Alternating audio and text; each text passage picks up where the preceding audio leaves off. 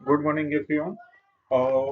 आज चैप्टर 1 के आगे हमको डिस्कस करना है अरावली रेंज। आज का हमारा टॉपिक है Aravalli range and coast of India, east coast and west coast discuss करनी है। तो first of all we are discuss about the Aravalli hill. तो first of all we see the location of Aravalli hill. Actually, Aravalli is not a hill. Aravalli is a mountain ranges. Here we can consider that in the west side of India, Bharat के पश्चिमी भाग में मुख्य रूप से जो अरावली है वो राजस्थान में फैलाव ज्यादा है।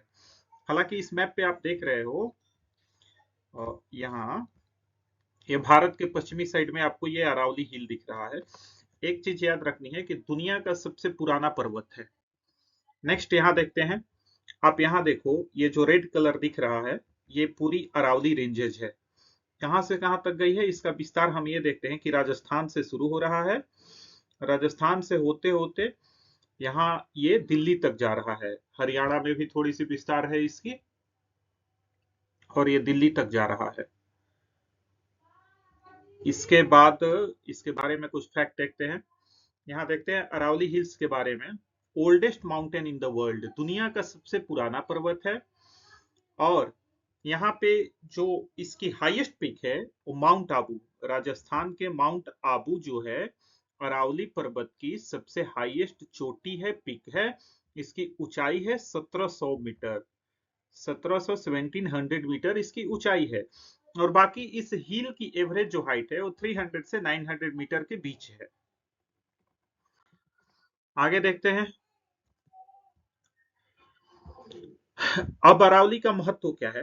तो अरावली का नॉर्थ वेस्ट साइड, जो भारत का नॉर्थ वेस्ट साइड है, उसके क्लाइमेट पे अरावली से काफी इफेक्ट पड़ता है। कैसे?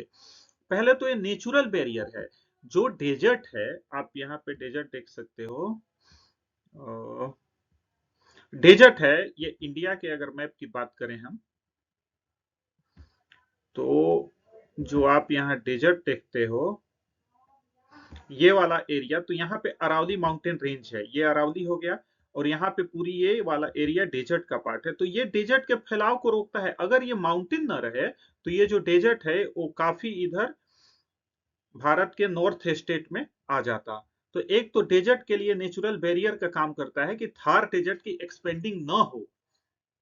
उसके बाद अरावली जो है इसमें काफी ज्यादा मिनरल्स भी पाए जाते हैं, जैसे मार्बल, ग्रेनाइट, जिंक, कॉपर, ये सब मिनरल्स भी पाए जाते हैं। और यहाँ पे माइनिंग, कंस्ट्रक्शन वगैरह का भी काम चलता है। उसके बाद जिंक हो ही गया। यहाँ पे काफी फोर्ट बने हुए हैं। जो राजस्थान के राजा महाराजा थे वो अपने पहाड़ पे ऊपर किले बनवाते थे, चूंकि दुश्मन आक्रमण न कर पाए। तो यहाँ पे कुछ आपको अरावली माउंटेन में ही, अरावली हिल में ही आपको फोर्ट मिलेगा, जैसे चित्तौड़गढ़ का, कुंभलगढ़ का, रणथंभौर का। ये सारे फोर्ट, यहाँ आप इमेज में ये कुंभलगढ़ का फोर्ट देख सकते हो। तो ये सब अरावली में ही लोकेटेड है। आगे देखते हैं। ये इंडियन डेजर्ट है, इसी की मैं बात कर रहा था और इसी के ठीक बाउंड्री पे ये अरावली है। अगर ये अरावली ही ये डेजर्ट के फैलाव को इधर रोक कर रखा हुआ है। उसके बाद अब हमको डिस्कस करना है पेनिनसुलर पार्ट ऑफ इंडिया। ये वाला जो देख रहे हो जिसे दक्कन प्लेटू के नाम से जाना गया है।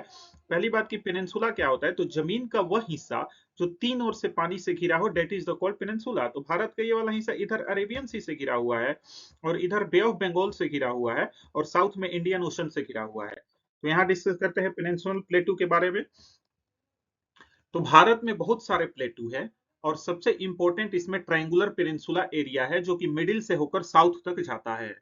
ये पेनिनसुला आपको बता दिए 3 साइड से घिरा हुआ है। अरेबियन सी है वेस्ट में, ईस्ट में बे ऑफ बंगाल है और साउथ में इंडियन ओशन है इसके।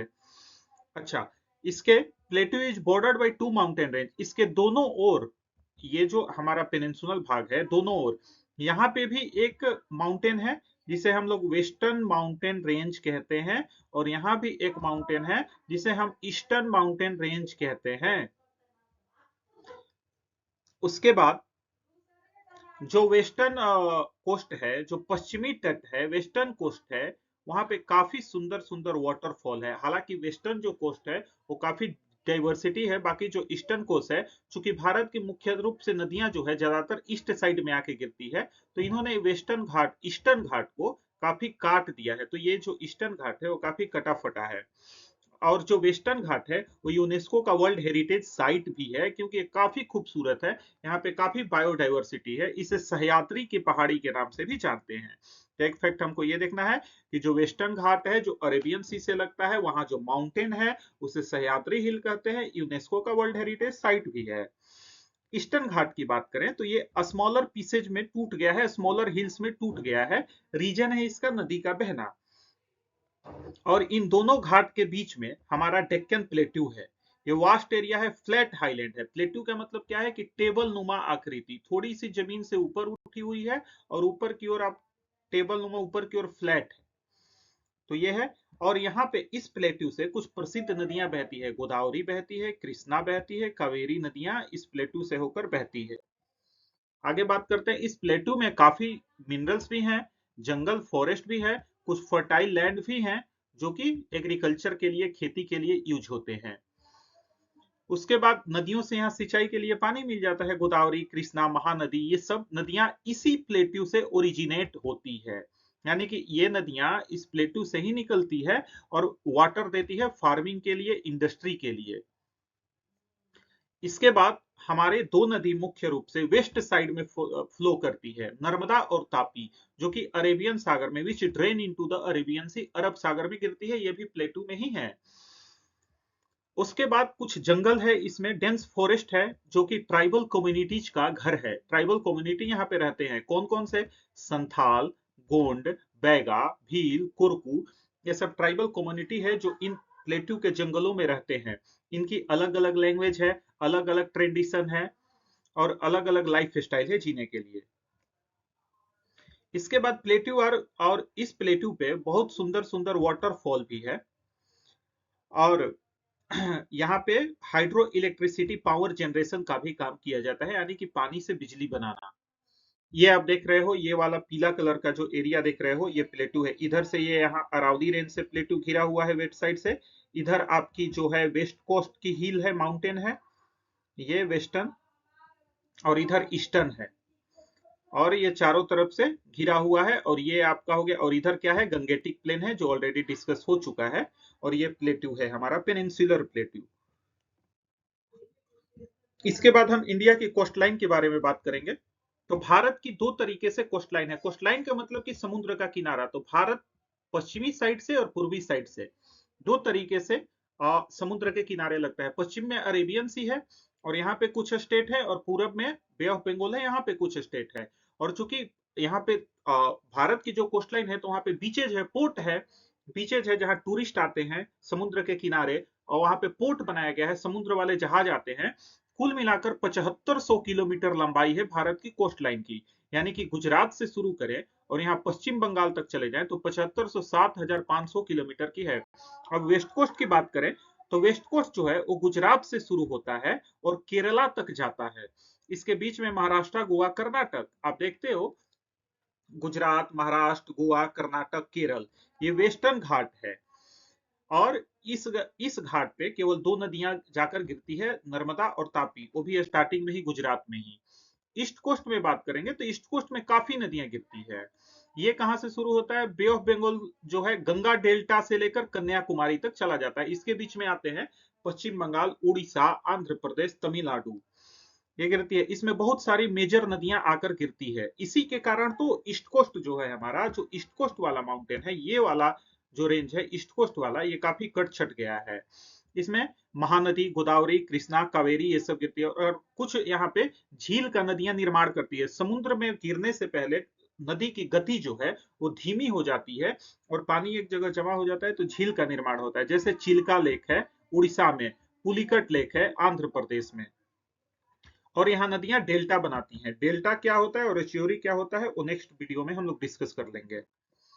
ये देखिए हमारा कोस्ट लाइन, गुजरात, महाराष्ट्र, गोवा, कर्नाटक, केरल, और इधर आ जाओ ईस्ट में, वेस्ट बंगाल, पश्चिम बंगाल, उड़ीसा, आंध्र प्रदेश, तमिलनाडु। इसके कुछ अलग अलग नाम है। जो गुजरात के साथ तट लगता है, ये जो आप किनारे गुजरात की बाउंड्री देख रहे हो, इसे गुजरात तट बोलते हैं, गुजरात कोस्ट बोलते हैं।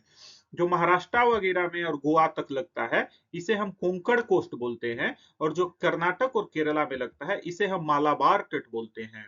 वहीं उड़ीसा में जो तट लगता है उसे हम उत्कल कोस्ट बोलते हैं। और जो आंध्र प्रदेश में लगता है उसे सरकार कोस्ट बोलते हैं, और जो तमिलनाडु में लगता है उसे कोरोमंडल कोस्ट के नाम से भी जाना जाता है। अब देख लेते हैं तट की लंबाई। सबसे अधिक हमारे गुजरात की तट लगती है, जो 2340 किलोमीटर। सबसे अधिक भारत की सबसे लंबी तट रेखा गुजरात की है। उसके बाद आप यहां से देख सकते हो अंडमान निकोबार तो आइलैंड में आ गया। ये आइलैंड वाले टॉपिक जो अगले लेक्चर में है उसमें डिस्कस कर लेंगे। यही है हमारा कोस्ट लाइन जो ब्लैक कलर से आप देख रहे हैं, ये कोस्ट लाइन है हमारे समुद्र के किनारे। अगले लेक्चर में हमको डेल्टा डिस्कस करना है, आइलैंड डिस्कस करना है, और कुछ नॉर्थ ईस्ट के मेघालय वगैरह के रूट ब्रिज डिस्कस करना है, सब आपको जाएगा। Thank you.